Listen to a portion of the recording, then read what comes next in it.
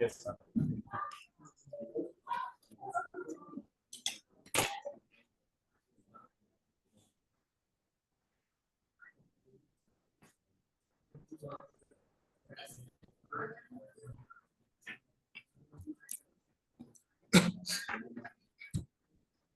Good afternoon, colleagues.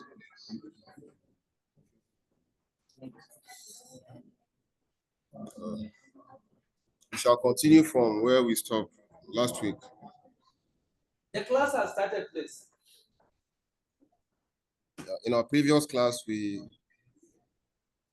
started looking at decision making, where we said as part of your data analysis journey, you would be saddled with the task of making several decisions. And the only way you can do that is if you know how to manipulate these decision-making processes in R. Because data analysis is all about taking decisions on certain stuff before now rendering your output. And so we started looking at if statement. And I think it's a very straightforward syntax, as you can see here. The keyword is if, and then whatever condition we want to test is enclosed within this bracket. So if whatever you have here returns true, that's the only case when the piece of code inside the curly bracket will be executed. If this guy returns false, then nothing is going to happen. I think we've seen several examples last week. But if you look carefully, you realize that this is a one-way thing. When you test a condition, it is true, you do something. When it is false, you do nothing, isn't it? But in real life, in most cases, you tend to do something when a condition is true, and you do another thing when the condition is false, isn't it? So there's a way in which you can capture this also in R. And that's when we have the if-else statement, okay? So in case you need to run code when the condition of an if statement is false, you can use an else statement. We all know why the else is important, isn't it? For the first case we've seen, if the condition inside the bracket is true, that's the only case when let me run an example. Okay, let me create a new file.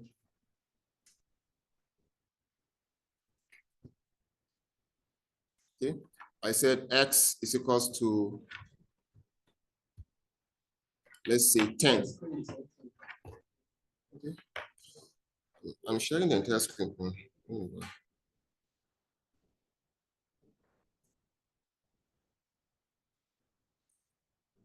But I believe those on, okay, on people. Let me duplicate him. Okay? So I can share the entire screen also here so that those online can see, isn't it? So we have, let's say we have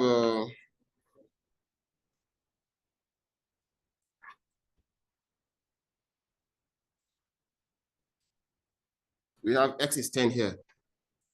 And then we check a condition that if, open bracket, the condition is inside the bracket, isn't it? We said if X is equals to 10, then cat what?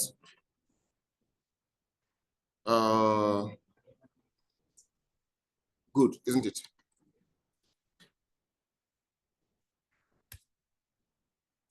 Trying to, that's what's happening. Okay, so this piece of code, look at it. We declared X to be 10, and then we wrote a simple code that checks whether X is 10. If X is 10, that's if this piece of code inside the bracket is true. Okay. Where is my computer hooking? Not doing anything.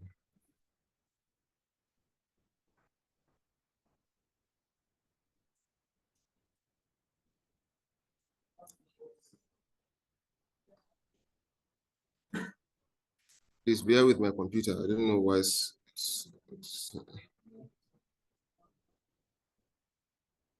let me allow you to finish whatever it wants to do.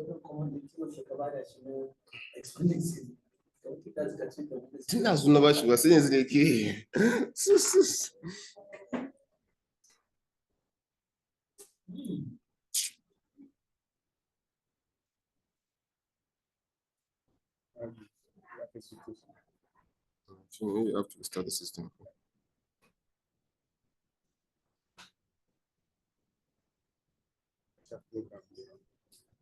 Yeah, that work. Okay.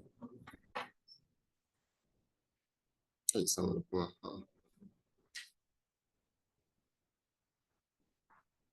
Okay. I hope we are together. We have an if statement that checks if this guy is true. If this guy is true, that's when this code is going to be executed, isn't it? And of course, x is equal to 10. So it means this is true. So if we run this piece of code now, we see the output, isn't it? We see what? We see good here, isn't it? What I'm trying to say is, if this guy is false, let me make this 11. We declared x to be 10, and then we tested it to see whether it's equals to 11. That's false, isn't it? Yes.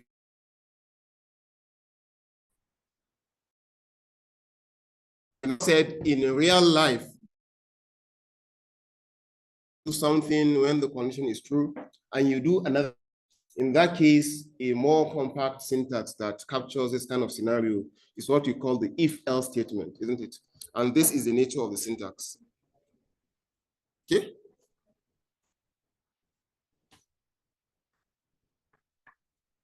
So in case you need, this is my computer, I'm seeing the arrow here. In case you need to run the code when the condition of an if statement is false, you can use an else statement, isn't it? So all you need to do is to add an else after the curly bracket, and then you open another curly bracket and you put the condition, isn't it? So if the condition is true, the first code in the curly bracket is going to be run. If it is false, the second one is going to be, let me open this. Let me make it.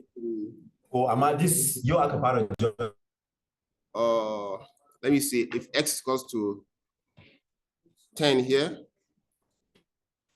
Let me see. Yes, sir.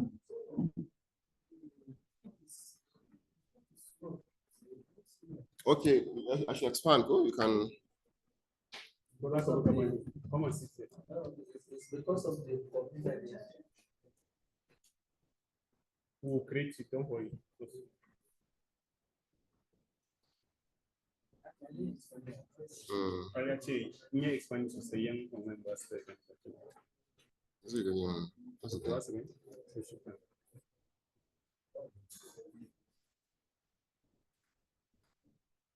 It's not a computer, it's not a bad one. I don't know why.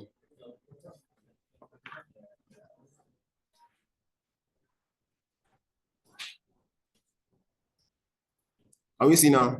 Is it better? Okay. So look at it. I said x is 10. I now said, okay, or let me see, x is 10 and y is let's see 20. And I'll check if x is more than y, then cat x is larger, isn't it? And then else cat x y is larger. Okay, so let's look at this scenario now. We declared x to be 10 and we declared y to be 20. And we have an if-else statement. The first condition we are checking, the condition we are checking is x larger than y? So is this true or false? So if this is true, then this will be interpreted and this will be ignored. Okay? However, if this is false, then this will be ignored and this will be interpreted. It's straightforward now. It's clear. So if I run this, what will happen? What will be printed? Is it X is larger or Y is larger? It will print Y is larger because the first condition is false. X has been declared to be 10 and Y is 20, and 10 is smaller than Y. So this is going to be false. So this is going to be interpreted. If you run this,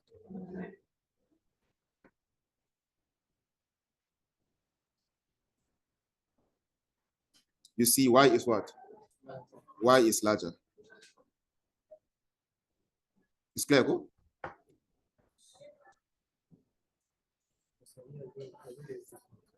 You didn't get it. What we are saying is that the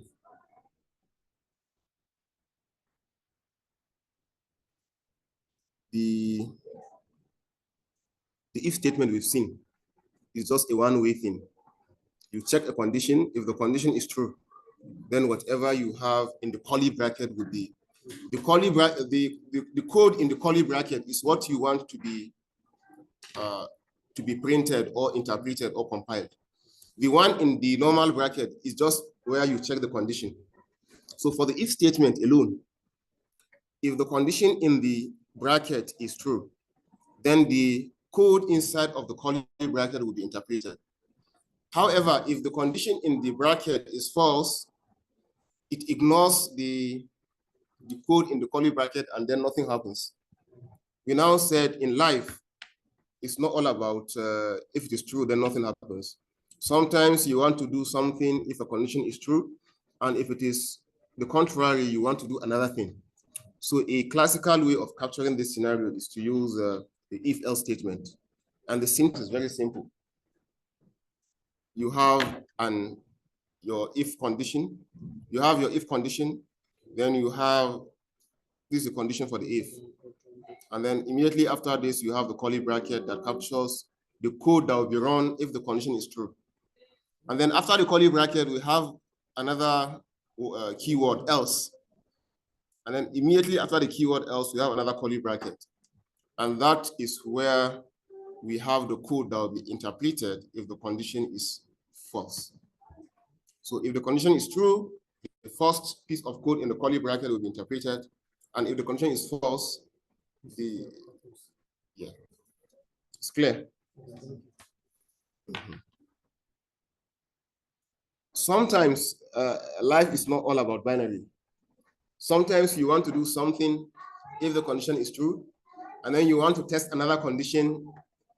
If the condition is true, you do something else, and then test another condition. So if statement, one condition, it does one thing. If else statement, one condition, but does either of two things.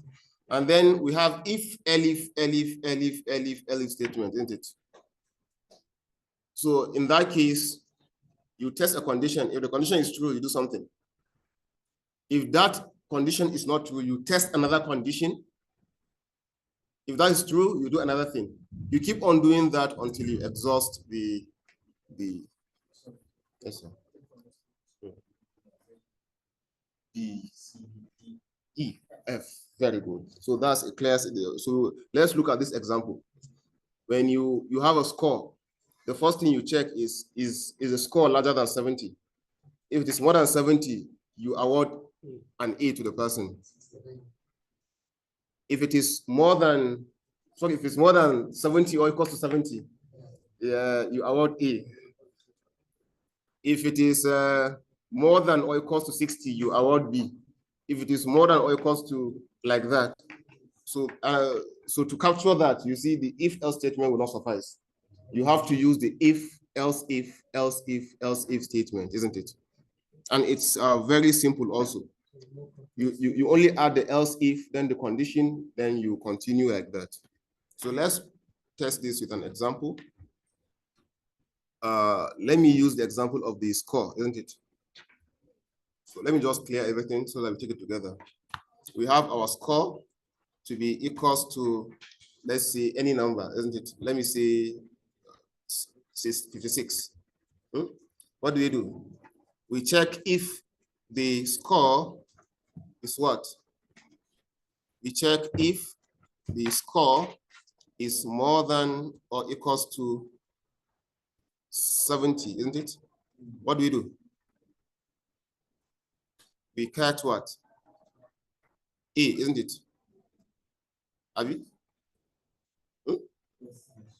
And then else if, this is the code, else if separated by a space, isn't it? In other programming languages, it is elif. Like in Python, it is elif, E-L-I-F. Okay. In some languages, the else if are combined, isn't it? But in R, it is else if. Then you check another condition, isn't it? What do you check? You check if the score is what? If the score is more than or equals to 60, at least in ADU, 60, well, then you what? You cut B, isn't it? Else if score is larger than or equals to 50, then you cut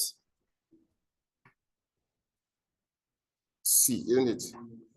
Should we continue? At least in A, let's be comprehensive. Okay. Else if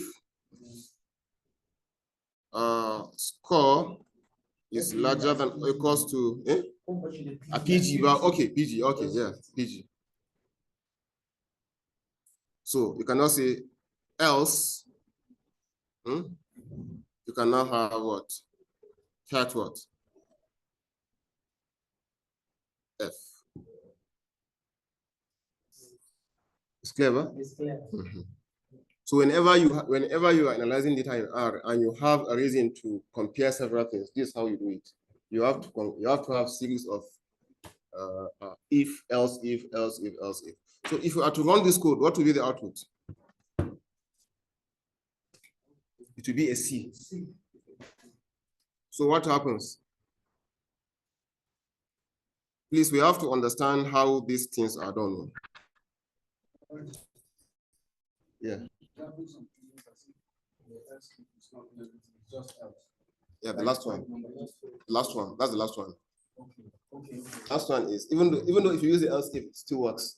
But then if you look at it, you can also have an else together with else ifs, isn't it? Even if you leave it as else if, it still work. Any other thing, isn't it?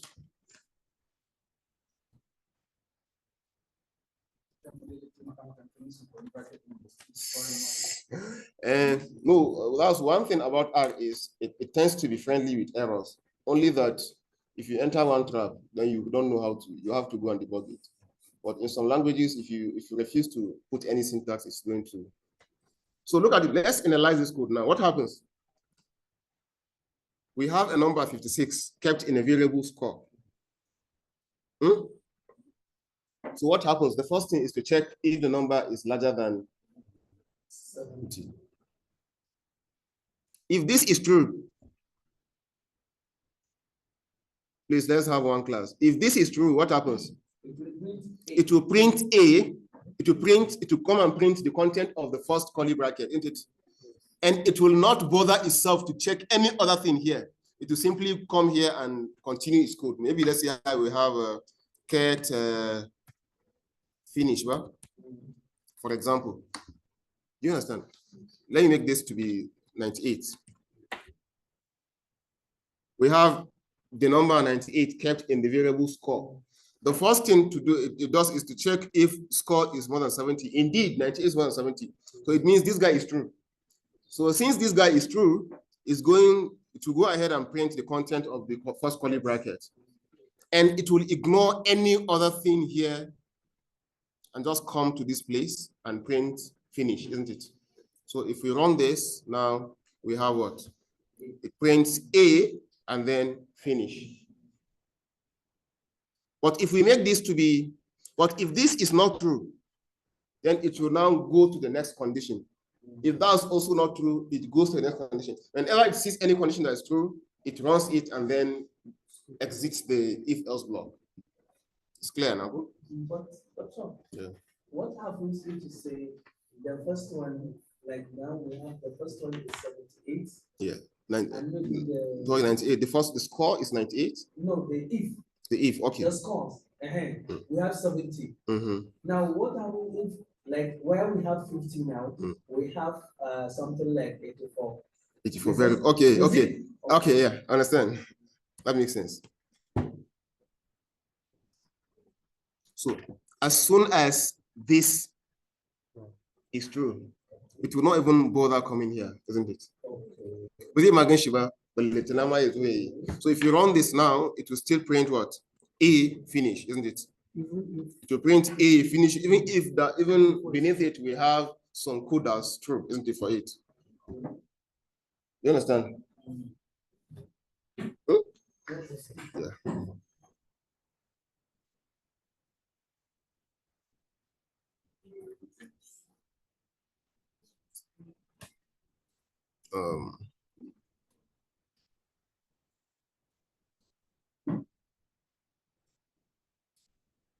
So we've looked at logical operators, isn't it? Last week. We don't need to bother ourselves. The and the or, isn't it? The ampersand is for and the who has known the meaning of that? P-I-P-E. Pipe. Oh, okay. P-I-P-E. Oh, okay.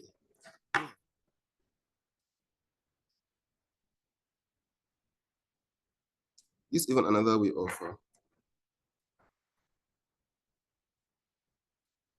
okay, yeah. You enter with the pipe character. Okay, yeah, thank you. So the and is for testing two conditions, and then the pipe's character is for testing. Well, it does not look like a pipe. It's just.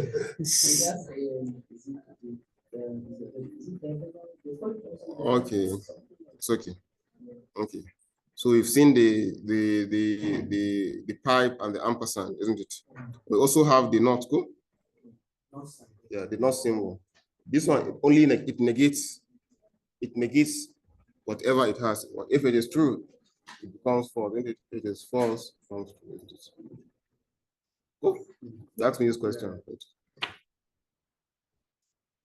So we also have the switching, the switch. It's also one thing, even though it's not a popular thing that we need to bother ourselves, but we can just look at it hurriedly. So R provides a switch statement that is used to test an expression against a list of values and makes the code much shorter compared to using else if statements.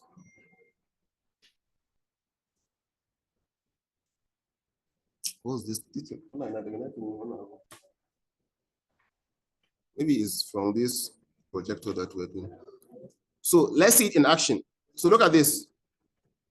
You declared a number to be equal to, you have a number 3 and you saved it inside a variable num, isn't it? And then you have a result here, another variable. And whatever will be kept inside this variable is going to be the result of this switch. So the switch takes in the first number as the first argument that you have declared.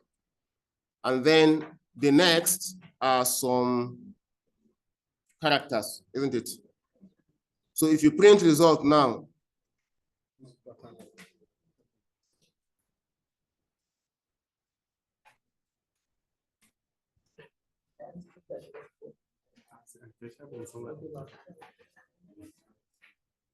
sorry, for those online, we have a light issue. We have to.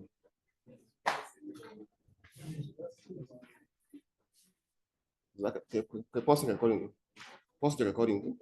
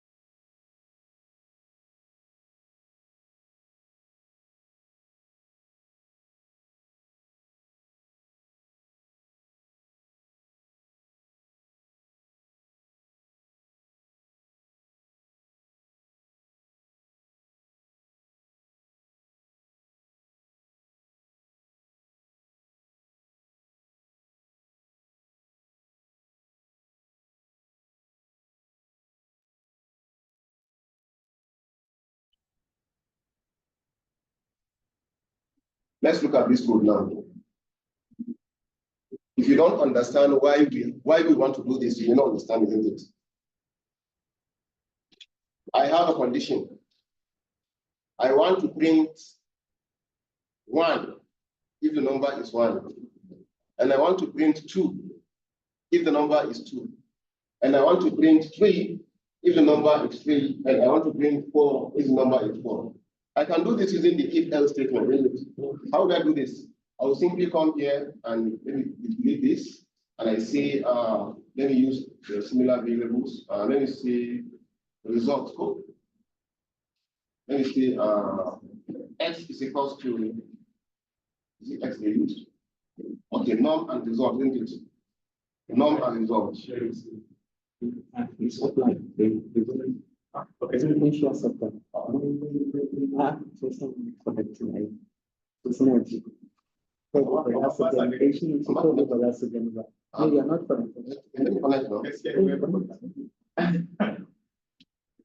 I don't want to interrupt me. Just like my student, because I'm a multi speaker.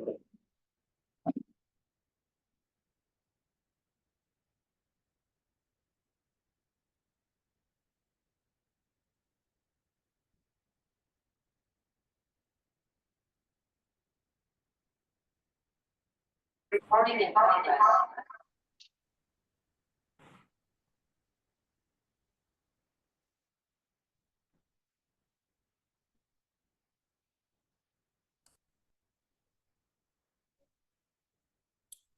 Okay, so what do we say we have in mind? We want to print 1 if the result is what? If the result is 1. We want to print 2 if the result is 2. We want to print 3 if the result is 3. So a very lazy way is not to come and say, okay, result is equals to, give me any number. Let me say 1. Let me start with 1, isn't it? And what do I say? I say if the result is equals to 1, then do what? Cut what? Then else if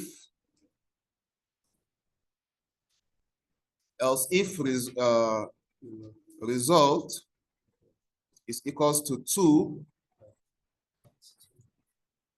cut 2, and then else if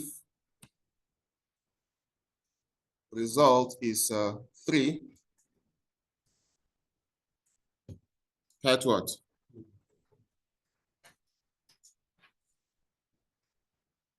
Else if the result is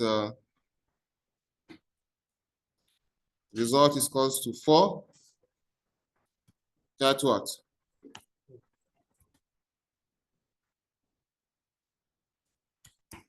Chicken and cocoa, okay, 5. Okay, 4 is okay, but so if I run this now, what happens? If I run this now, it prints what? It prints 1, isn't it? If I change this to 2, it prints what? It only prints 2. If I change this to 4, for example, it only prints 4, isn't it? We are now saying there is a more handy way of handling case like this, and that's the switch, isn't it? So you don't need to write any if-then statement, isn't it? So in that case, you can simply come here and you type the index of the number, isn't it? Are we together? You simply type the index of the number, isn't it? And then the result will now what? Will now be a switch that takes the first argument. The first argument of the switch is what? Is the index you have. And then the second argument is the list that you want to be printed, separated by comma, isn't it? So in this case, if you run this, what's your number? Your number is 3, isn't it? So your result will switch to what? To the third item, isn't it? That's 3. So this 3 is going to be saved inside result, and if you print result, you see 3. Do you understand? If you convert this to 4, what happens? 0, 1, 1, 2, 3, 4. You get 4, isn't it? If you convert this to 1, you have what? You have 1, isn't it? But if you look carefully, you realize that this works based on the index of how you enlist the things you want to print, isn't it? Isn't it? Sally, you don't want to. If I put 7 here, let me ask this question. And I put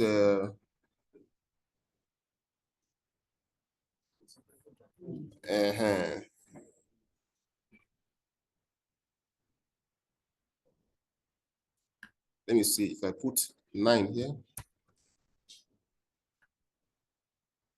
If I put 2 here, this one I'll ask Yusuf. Yusuf, if I run this now, what will be the output? It probably prints 9 or 1. Followed by index. Eh? If it is indexing, it count 1, 2, 3, and print 1. Just tell me the answer. What's your answer? Huh? In the indexing, the one. From the beginning, it will not print 2. It will print what? 9. It will print 9 because it's working based on the index. In the index. Switch. What is there? We declared a norm here, isn't it? That carries the number 2. And our switch is looking at that number and then printing whatever it has here based on the index. And the index 1 is 7, index 2 is 9, index 3 is 1. So since 2 is here, if we print this, we get what?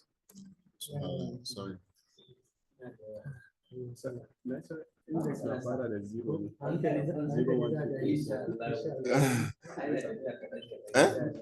If you run this now, no.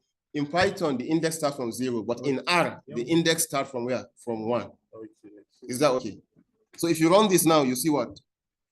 7. Why? Because we have 2 here, isn't it? What happens? No. No. Sorry, I'm coming. Let me delete it.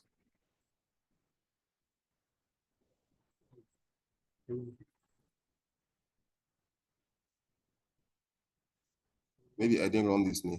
So if I run this now, it prints 9, isn't it? I did not copy the norm equals 2, and because it has been declared to be 3. When I had something like this, I had norm to be equals to 3. Okay, I now copied this without copy on norm equals to 3 and print what? And print 1, isn't it? So that time it was 1, I think. So if I run this now, it's going to print what? It's going to print 1. Okay, just the first one. Okay, 1. Oh. Well, why is it printing 1? Because our norm is 3. It's 3 before. Yes, sir. Okay. So the norm you are giving is following the sequence. The sequence in which these guys come, isn't it? Yes. So this is the first one, the second one, third one, fourth one, fifth one, sixth one. Even if semantically the sequence does not make sense, because naturally 1 comes before 2, then 3, 4, 5, isn't it? I was thinking that you just look at if there is 2 in there. No, it's not do that. Yeah, it's working based on. But if you, I agree with you that working based on this can be problematic, isn't it? So another alternative is just to declare whatever you want to be kept here, isn't it? So I can make this to be, let me say this is A. Let me say A is equals to, okay? Is that okay? Okay, just like we have it in the Okay, no. I'm not home people. Let me duplicate.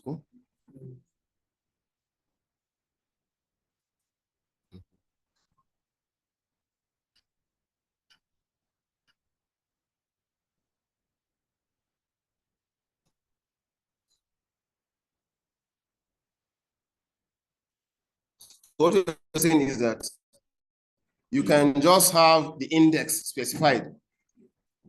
And in that case, it is not going to work based on the index, but the value that has been assigned to the comparing number. You understand?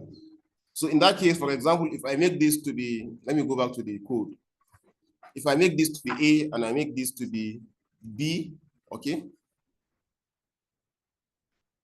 And I make this to be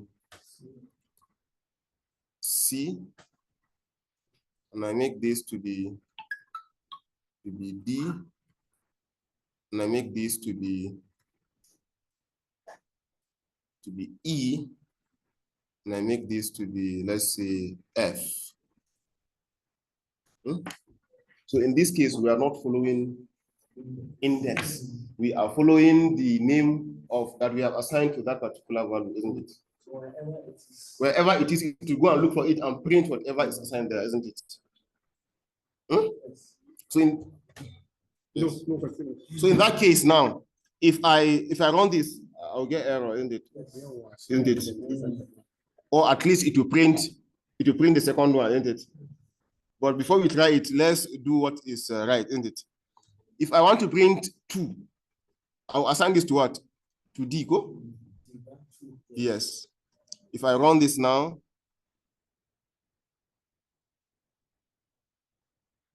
I get 2, isn't it? If I want to print 4, I know that 4 is kept in F, isn't it? I go and change this to F like that, isn't it? So in this case, it's not obeying the index, isn't it? But let's try and let's see the index and see what happens. This index, why the process linking? Issue plus 4. Is this supposed to print 1, 2, 3? And let's try it. It's supposed to print. Let's try it. Let's try it. So if you put the index, it will jettison all of the declaration that you've made and then checks this 4th one. Oh. If I understand, it counts from the first two. Yeah. This is the first, second, third, fourth.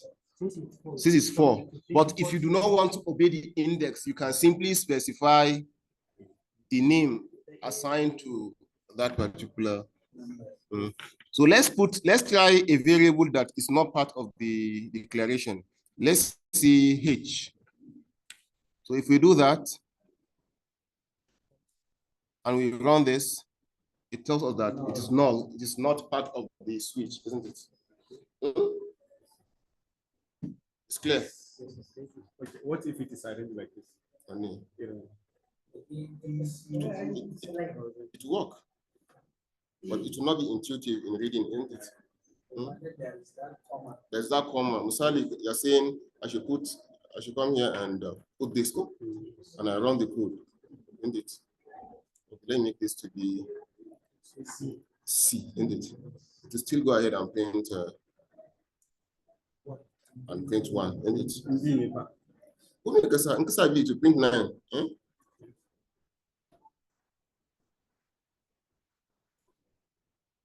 Print 9, isn't it? So I'm adding it personally. I prefer to work with my if-elif statement. Bracket to be, yeah. If you like, you can put everything in one line, but for readability, you know that. But the most important thing is that if you use the switch function, sorry, if you use the switch function, what comes first? What comes first? The first thing that comes is the variable that is used in comparing what you want to compare. Is that okay? Whether it's X or norm or anything. Whether you are using the index or anything. So you have maybe X, comma, then you begin to have those whatever, isn't it? Good afternoon. Okay. So should we continue?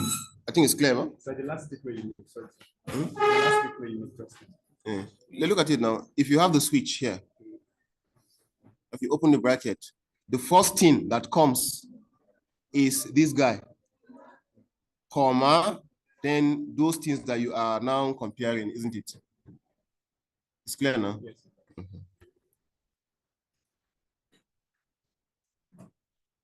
Okay. So you were looking at the screen when I checked, Yes. Okay. Just tell me the second. Okay. Why was it giving us headache the other time?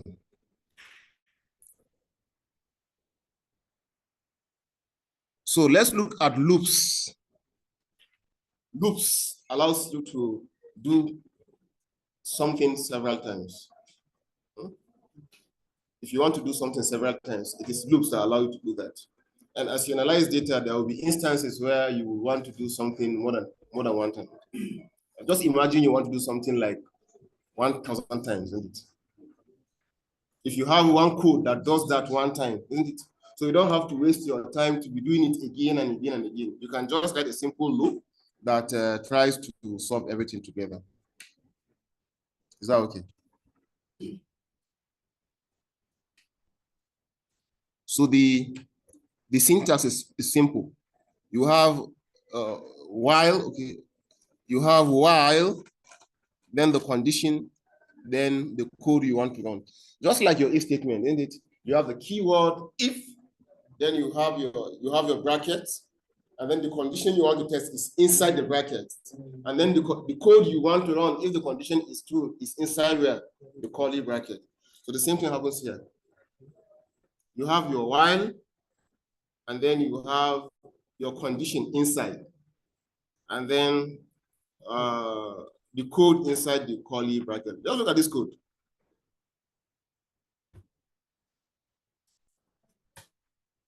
We said we have the number 1 kept in a variable I, isn't it? We now said while I is less than 10, print what? Print I. So it will keep on checking. This guy will not stop running until this guy becomes false. Do you understand? We said I is 1. So inside I, there is a number 1. So we now said, keep on checking whether I is less than 10. If it is true that indeed I is less than 10, keep on printing I. Do you understand? So in that case, if you don't have this incremental, what will happen? The code will run forever and ever, isn't it? Okay. It will not, it will, because forever and ever, 1 is forever and ever, 1 will be less than 10. So unless if you write inside the curly bracket a piece of code that in the future, that condition inside of the bracket will be violated. Is that clear? Let's try it. Let's try this. We say I is what? Let's say I is 10, go? Isn't it? Or I is 1. Okay. I is 1. We now said Hari inde I is less than 10. Eh? Please print I. If I leave this code like this, what will happen? It will be an infinite loop. It will keep on printing I forever and ever. And if you don't leave it, it will crash your computer. Because this code will be running, will be printing I. It will be printing, what's inside I? 1, go? It will be printing 1, 1, 1, 1, 1, 1, 1, 1, 1, 1. Is that okay? So because I is 1, but look at it. Even if you have some code here, but let's say we have print Yusuf, and then I come here and I print Ibrahim. So what happens here? It will print Yusuf first, isn't it? And then it will assign the value 1 to the variable I, isn't it? So what we're saying is that, you see this place? The code, even if you're going to spend 1 million years, the code will not come down to where we have print Ibrahim unless and until this guy becomes what? Becomes false. You understand? So if I mistakenly run this code now, it will be printing 1, 1, 1, 1 forever and ever, and nobody can stop it. No. No. I mean, if you leave the code running, it will continue, unless if you go and you there's a way in which you can stop the console forcibly. You can force it to just stop, isn't it? Or you just then that's the lazy way, isn't it? Can you record this and reprogram it from up? Say that I run it. Yeah. I don't no. In Python, let me run it now and see. Let me control Z. Huh? If I run this now, look at it. It will be printing 1, 1, 1, 1 forever and ever, isn't it? Even if you are going to, it will not stop. I can see a stop there. A red arrow. So that's when you interrupt the kernel. It means you are. Eh?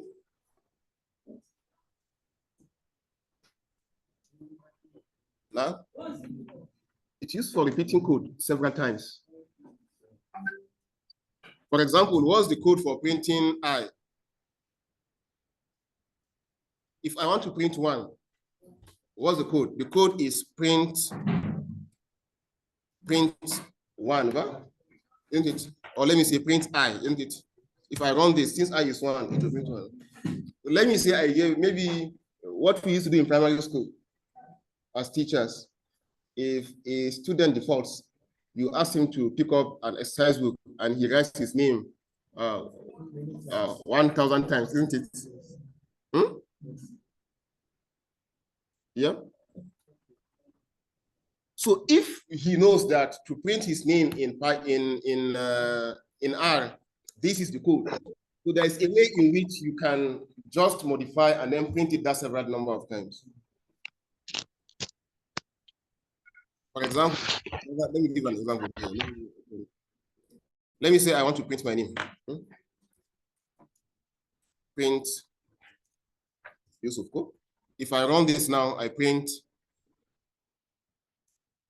Yusuf. So if, assuming you want to punish me, you say print Yusuf 1,000 times. What's the lazy way? The lazy way is to come and copy this print Yusuf and then paste. Let's say I want to print 4 times or 5 times, just for illustration. If I run this now, I will see Yusuf how many times? That number of times I've printed. Go. We now said in programming, there is a more elegant way of repeating something several times, without having to copy and paste, copy and paste, copy and paste. And one way is to use the while loop. We're not teaching you the philosophy of the while loop first before you start using it. So the while loop says, while this condition inside of bracket is true, whatever is inside of the curly bracket will forever be interpreted. So it means you now use your ingenuity to now write the code such that if it prints the number of times you require it, that code inside the bracket would be what? Would be false. For example, if I want to print Yusuf 10 times, what will I do? Let me open a new file. I can come and say I is equals to what? 10, cool? Isn't it? Or let me make it 1. If I now say while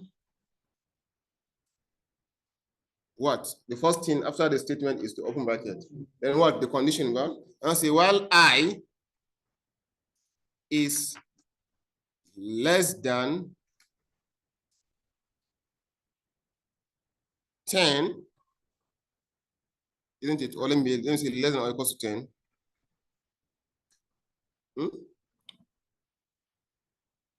Print what? Print Yusuf. So look at this code now. I is 1. And I said, while I is less than or equals to 10, print Yusuf. If I print this now, it will enter into that trap. It will keep forever and ever, 1 will be less than 10, isn't it? So it is now you as the programmer or the data analyst that will now do something inside of the curly bracket, such that at a point in time, this guy in the normal bracket will become false. Is that okay? If I come here and say, okay, thereafter, after printing Yusuf, increment I by 1. What happens here?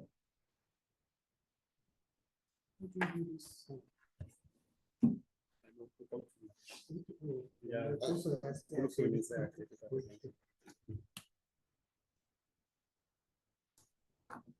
look at it. So in this first instance, what's I? I is 1. I wish there's marker, I would have illustrated, but it's fine. It checks now here. What's I? I is 1. Is 1 less than 10? Yes. Yes, isn't it? So this true then. And we said, see, if A1 is true, whatever is inside here is going to be interpreted. So it will print Yusuf. So just help me counting. So Yusuf has printed 1, huh? And then we now incremented this by 1. Remember, this is also a code that's inside of the curly bracket. So what's now I? I is 1 plus 1. That's what? Yes, 1. 1 plus 1 is what? 1 plus I is 2. 1 plus 1 is 2. At this point now, I is 2, not 1. Yes.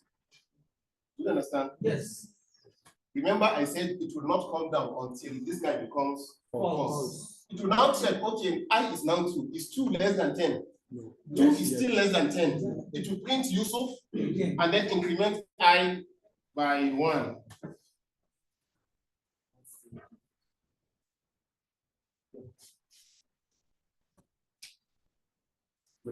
Okay. I is now 3, isn't it? Abi? It will print Yusuf and increment I by 1. I is 4. It will still check is 4 less than 10. It will print Yusuf and increment by 1. We keep on continuing 7, 8, 9. Yes. Yes. 9. When I is 9 here, what happens? It increments, it prints Yusuf, increment by 1. What's there? I is 10. Is 10, let us 10. That's also true. It prints Yusuf and increment by 1. I is now what? 11. It checks, is I is 11 less than 10. This is now false. Then it stops. If there's any code beneath it, it runs it and then continue. It's clear number. Yes. So what if there is no equal to? So it will print Yusuf. Okay, let's add. 10. It will print Yusuf when I is 1, 2, 3, 4, 5, 6, 7, 8, 9, 10. 10 because it's equals to. So it's going to print Yusuf 10 times. Is that okay? So if I run this now, it prints Yusuf what? 10 times. Is that okay? At once. If I want it 1 million times, that's the beauty of coding. All I need to do is come and say what? Let me say 100 because if I run this now, it prints what? If I run this, it prints Yusuf 100. If I want it 1,000 times, it will print that number of times. Isn't this elegant? In just one line of code, you are writing things 1 million times, isn't it? This is for illustration, isn't it? I wish I knew this when I was in primary school.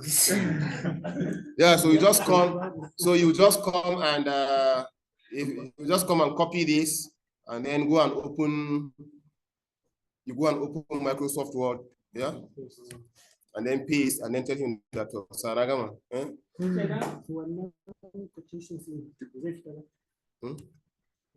No. It's a string. It's a string. So it has to have When you quotation. put information, To remove the quotation is a different thing. Sally, it's something else. In programming, it's a string, but in Agbutu now, I can just come and say Control H, but the irregular quotation, kasa,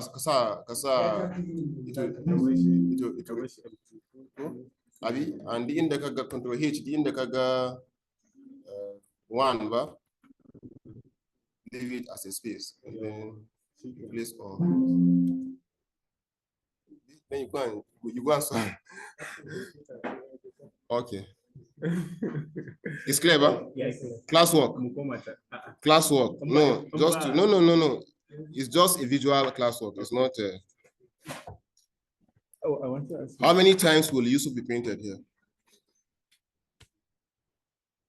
How many times will Yusuf be printed in this code? 7. Just think before you talk.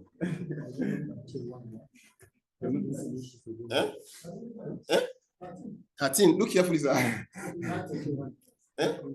How many? 30? No. Please wait. Wait. Even though I know one class, please. Please, for the purpose of this class, we are programmers. 40. 3 times, sir. 3 times. Bala, as programmers, well, as programmers, don't rush to give answers. And that's why, if a programmer, you're supposed to be very smart. Just look at the code. What's I? I is 1, isn't it? Don't run the code. Just look at it. I is 1. Okay, to print Yusuf at that time. Go. It will now increment I by 3. I is 4. It will print Yusuf. Go. By 3, 7, print Yusuf. Add 3, print Yusuf. It's going to be 4 times. Have you? So in the first instance, I is 1. It will print Yusuf. It will now check, increment I by 3. I is now 4. It will now check if I is less, 4 is less than 10. So it's going to be 4 times, actually.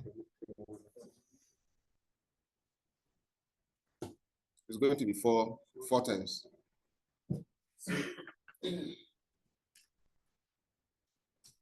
Sir, how many times would you be printed?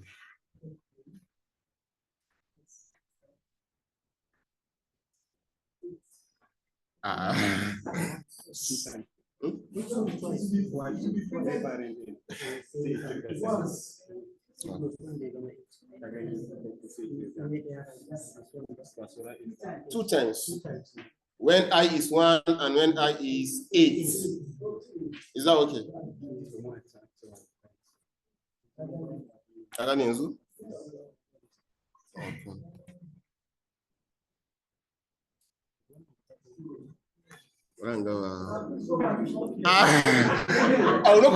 not calling you.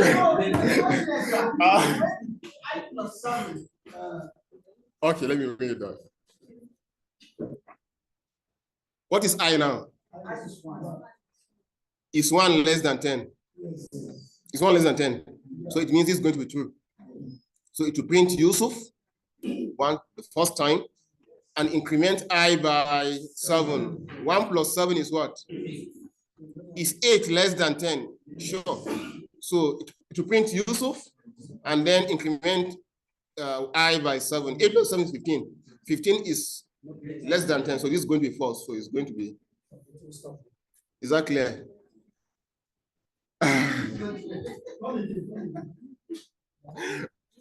Huh?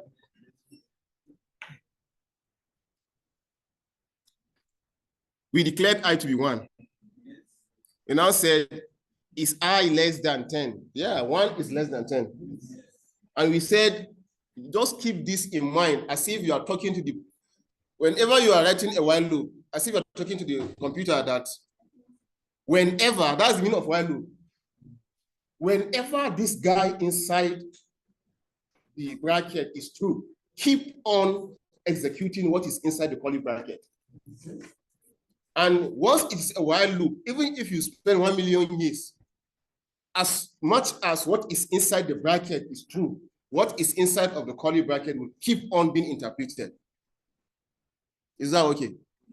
Now, I is 1, sir. It checks here, I is 1 is less than 10.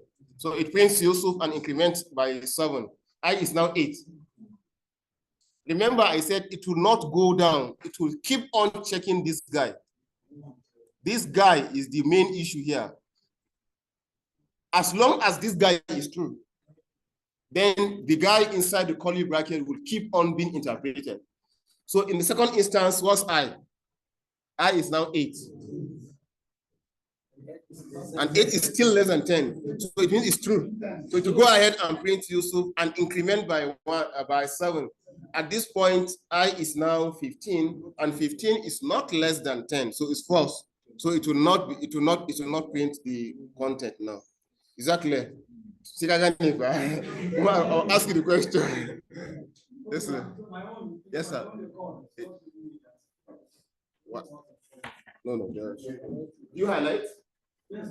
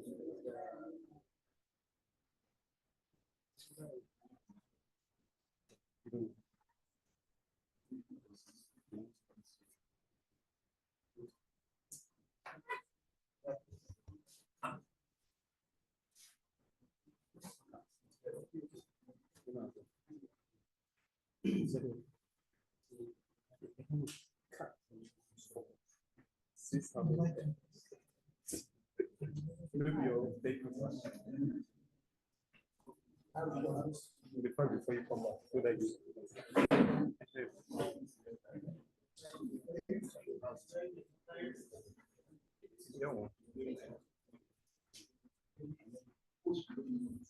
what about with your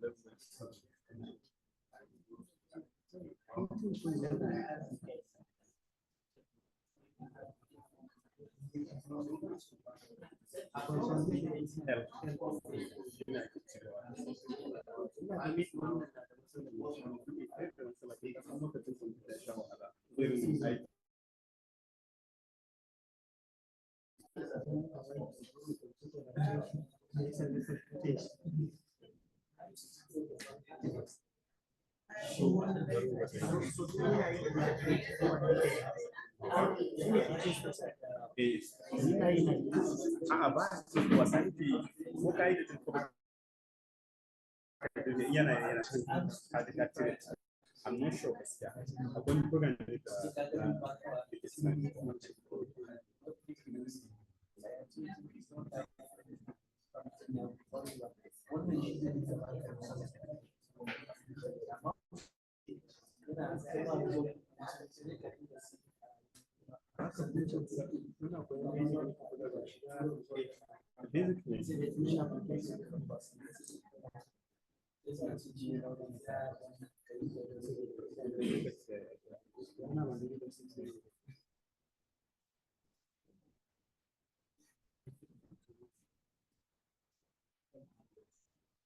Doctor.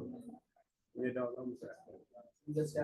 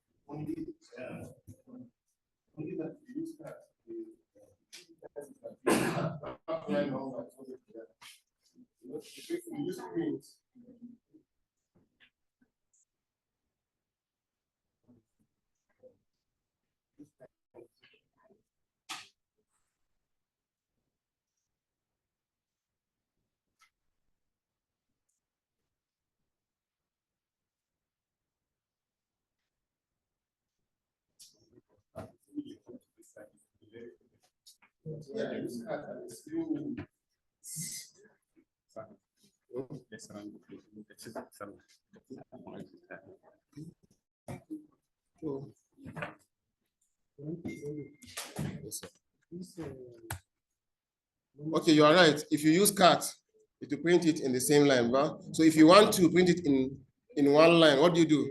You have to put \n, isn't it? Then it will be in the same line. Yes, sir. Any number.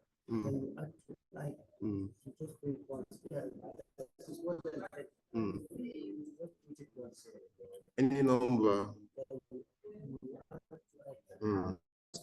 One, yes. Logically, because it only tells it when I is 1, and then any other one is 1. So, Ogasa, this question is for you. How many times will this print?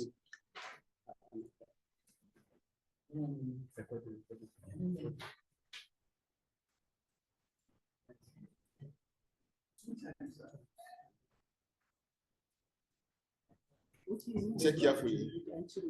Actually, it costs you. So it only print one time.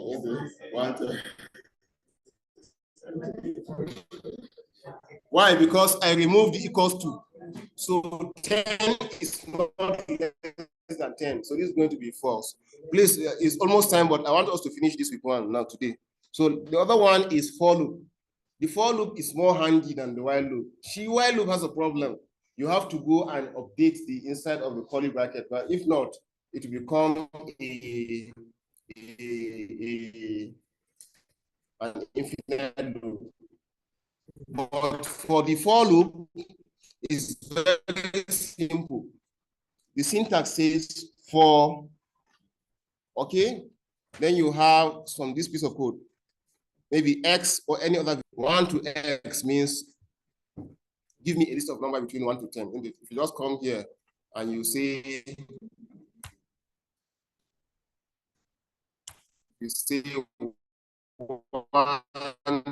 to 100, it gives you numbers between 1 to 100. If you say 1 to 10, it gives you numbers between 1 and 10.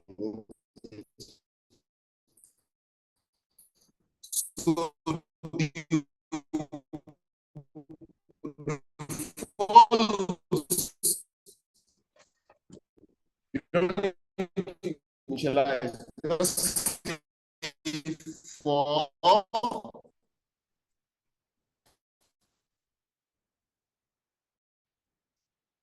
okay.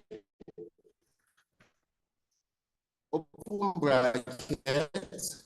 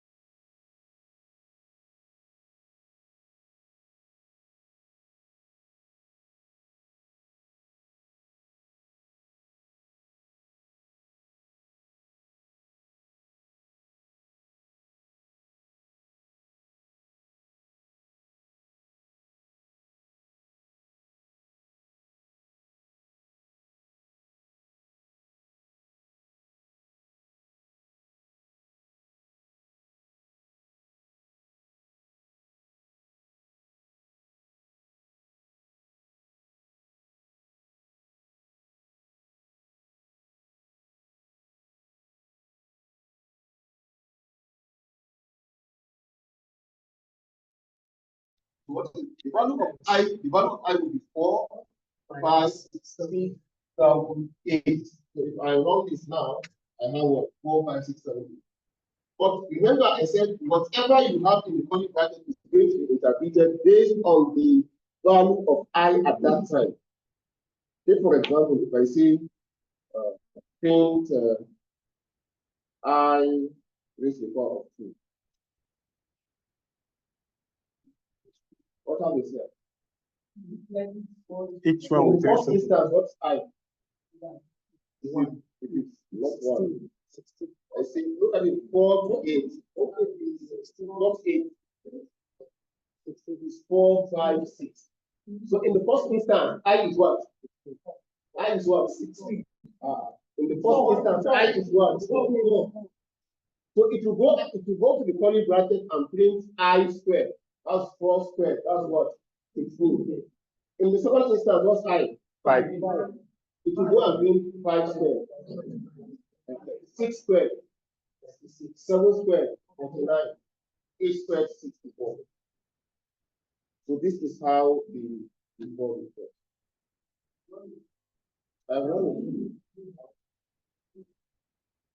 Okay.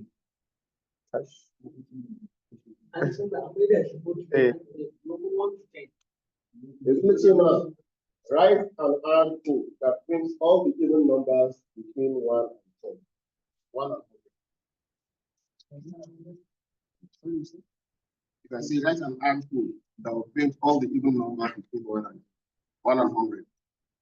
Actually, there is, you can do it if you want to get it.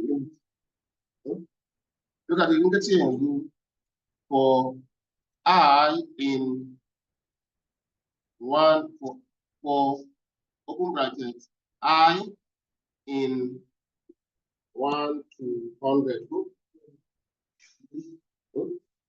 And I said, if together, if I say print I, it will print all the numbers, not from 1 to 100. But I only want the numbers that are even. So I come here and say, don't print I, but before you print I, check if I modulo, modulo is double, double. If I modulo 2 is equals to what? 0.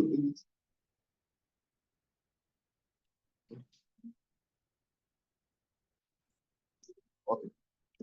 If I modulo 2 is equal to 0, then what do you do? You print I. Then it's there. So if you run this now, it's it prints only the even numbers between 1 and 100.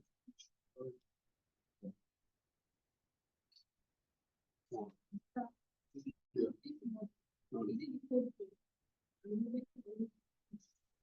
No, it's just the mode low. Mathematically, if you divide any even number by 0, remember it's what? Mathematically, if you divide any number by 2, it's any even number by 2, remember it's 0. So that's what we are now capitalizing on to check if the number is even. No, the modulo is just a symbol that checks for the remainder.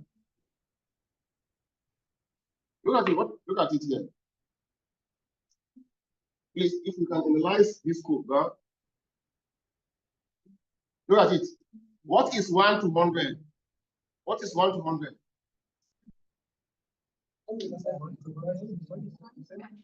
Shiva, 1, 2, 3, 4, 5, 6, 7, 8, 9 to 100. So in the first instance, what will happen? I will take the value of what? Before it now check if 1 modulo 2 is equal to 0. This is what? This is false. It will not, since this is false, it will not print this one. According to our first class, it will now go to 2. Is 2 modulo 2 equals to 0? That's true. Then it will now go ahead and do this. 3, it will ignore it. 4, it will do it. 5. Even though in R, there is what we call start stop step, isn't it? 1 to 100, step of 2. Okay, the step name is second. The step, then okay, it's not okay. We look at it. This is not Python.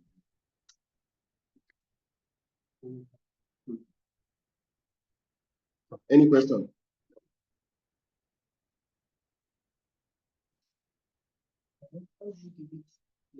Control L. Just, yeah, the course is there. Control L. Yes. Okay. Please, let's look at do we look at functions before so we continue from functions.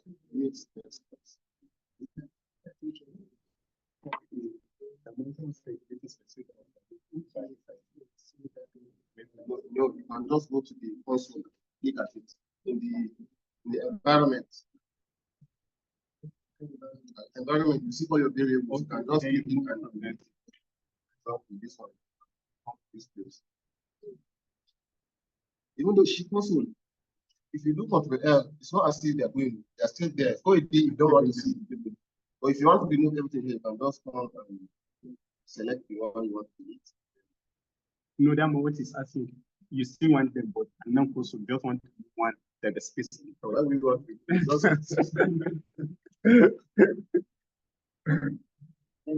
Thank you, sir.